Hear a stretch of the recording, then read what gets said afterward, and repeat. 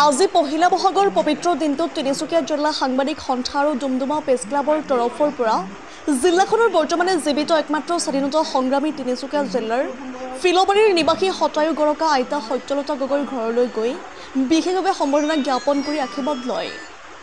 103 বছৰীয়া আইতাই পুৰণিকলীয়া বিহুনাম গাই সকলোকে আপ্লুত কৰে। লগতে ভাৰতৰ স্বাধীনতা সংগ্ৰামত অংশগ্ৰহণ কৰাৰ অভিজ্ঞতা আৰু গীত গাই জনগণক উদ্বুদ্ধ কৰাৰ কথা কয়। উল্লেখযোগ্য যে আইতা সত্যলতা গগৈৰ স্বামী প্ৰয়াত নবীন গগৈও এগৰাকী মুক্তি যুঁজাৰু আছিল। ৰঙালী বিহুৰ প্ৰথম দিনটোত আইতাৰ গৃহলৈ অহাৰ বাবে সকলো সাংবাদিককে ধন্যবাদ জনোৱাৰ লগতে আশীৰ্বাদ জনায় সত্যলতা গগৈয়ে। ইয়াৰ উপৰিও ডুমডুমাৰ বিশিষ্ট শিক্ষাবিদ কবি তথা সাহিত্যিক ডক্টৰ অৰুণা গগৈ বৰুৱা বাইদেউকো তিনিচুকীয়া জিলা আৰু ডুমডুমা প্ৰেছ ক্লাবৰ হৈ বিশেষ সম্বৰ্ধনা জনোৱা হয়। News desk report, news 24 Assam. Assamese নৱবৰ্ষৰ আজিৰ এই প্ৰথম দিনটোত অসমবাসী ৰাইজলৈ তিনিচুকীয়া জিলা সাংবাদিক সন্থা তথা ডুমডুমা প্ৰেছ ক্লাবৰ পৰা আমি শুভেচ্ছা জনাইছোঁ। অনাগত এই আহি থকা বছৰটো সকলোৰে বাবে সুখময় হওক, শান্তিৰ বাতাবৰণ এটা সৃষ্টি হওক। আজি আমি এই প্ৰথম দিনটোতে আমি আহি উপস্থিত হৈছোঁ আমাৰ তিনিচুকীয়া জিলাৰ একমাত্ৰ জীৱিত যাৱত শতায়ু গৰকা মুক্তিযুঁজাৰু সত্যলতা গগৈৰ আইতাৰ বাসগৃহত। আমাৰ উদ্দেশ্য আজি আমি বছৰৰ প্ৰথম দিনটোত তেখেতক আমি বিহুৰ ওলগনি জনাবলৈ আজি ইয়ালৈ আহিছোঁ। তিনিচুকীয়া জিলা সাংবাদিক সন্থাই বিগত কেইটামান বছৰ ধৰি জিলাখনৰ জ্যেষ্ঠ নাগৰিকসকলক বহাগৰ ওলগনি জনাই আহিছে। এইটো আমাৰ জিলা সাংবাদিক সন্থাৰ অন্তৰ্গত প্ৰতিটো প্ৰেছ ক্লাবে তেওঁলোকৰ নিজৰ নিজৰ এলেকাত প্ৰতিটো বছৰতেই দুজনকৈ ব্যক্তিক আমি সম্বৰ্ধনা জনাইছোঁ। আজি আমি সত্যলতা গগৈ আইতাৰ উপৰিও আমি ডুমডুমাৰ এগৰাকী বিশিষ্ট কবি, লেখিকা, শিক্ষাবিদ ডক্টৰ অৰুণা গগৈ বৰুৱাকো আমি সম্বৰ্ধনা জনাইছোঁ। এই যে ভাল লাগিছে যে এই মুক্তিযুঁজাৰু সত্যলতা গগৈ আইতাৰ ঘৰত আজি আমি উপস্থিত হৈ বহাগৰ প্ৰথম দিনটোত তেখেতক ওলগ জনাব পাৰি আমি নিজকে ধন্য মানিছোঁ। মোৰ সমূহ ৰাইজক এই ক্ষেত্ৰত মই আন্তৰিক ধন্যবাদ জনাইছোঁ। প্ৰথম পঢ়া চলংখনিকে গাই যাওঁ, তাৰপিছত লাহেকে ওলাই যাওঁ।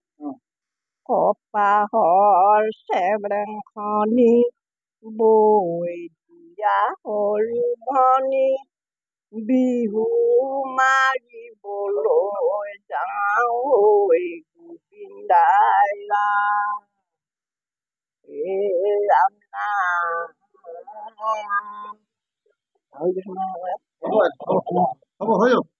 আশীষ বিচাৰি আপোনালোক আহিলে কি ক'ব এতিয়া? আপুনি উপস্থিত আছে ফিলবাৰী আৰু তিনিচুকীয়া জিলাৰ একমাত্ৰ জীৱিত কি ক'ব? আমি প্ৰথমে ৰাজ্যলৈ ৰঙালী বিহু আৰু অসমীয়া নৱবৰ্ষৰ শুভেচ্ছা জ্ঞাপন কৰিছোঁ। আজি প্ৰথম বহাগ আমি দুগৰাকী বিশিষ্ট ব্যক্তিক তিনিচুকীয়া জিলা সাংবাদিক সন্থাৰ হৈ ডুমডুমা প্ৰেছ ক্লাবৰ তৰফৰ পৰা সম্বৰ্ধনা জ্ঞাপন কৰিছোঁ। তাৰ ভিতৰত আমাৰ বিশেষ ব্যক্তি হ'ল আমাৰ তিনিচুকীয়া জিলাখনৰ ভিতৰত একমাত্ৰ জীৱিত মুক্তিযুঁজাৰু সত্যলতা গগৈ বাইদেউ। তেওঁ ফিলবাৰীত থাকে। তেওঁৰ বয়স এতিয়া 103 বছৰ। গতিকে তথাপি তেওঁ আমাৰ নিচিনাকৈ ভাল মানুহৰ নিচিনাকৈ চলি আছে। আমি সেইকাৰণে অত্যন্ত সুখী হৈছোঁ। তেওঁ দীৰ্ঘায়ু হওক, তেওঁ আৰু বহু বছৰ বহুকাল জীয়াই থাকক, তাকে আমি কামনা কৰিছোঁ। আজি আচলতে আমি তেওঁৰ পৰা আশীৰ্বাদ ল'বলৈ আমি প্ৰথম বহাগত ইয়ালৈ আহিছোঁ। তেওঁ আমাক আশীৰ্বাদ প্ৰদান কৰিছে। তেওঁৰ যি অৱদান দেশৰ প্ৰতি সেইখিনি আমি সদায় সোঁৱৰি থাকোঁ। গতিকে তেওঁৰ জীৱন ধন্য হৈছে। তেওঁ আৰু বহুকাল জীয়াই থাকক। আৰু আজি এই বহাগৰ প্ৰথম দিন, আজিয়েই আমি অসমীয়া জাতিৰ আচল বস্তু হৈছে এই ৰঙালী বিহু বা বিহু তিনিটা। গতিকে এই বিহুৰ জৰিয়তে আমাৰ সমাজখনৰো উপকাৰ হওক। আমাৰ বাইদেউ সত্যলতা গগৈ বাইদেউ তেওঁ তাৰমানে আশীৰ্বাদ প্ৰদান কৰক, আমি তাকেই বিচাৰি আচলতে আজি ইয়ালৈ আহিছিলোঁ।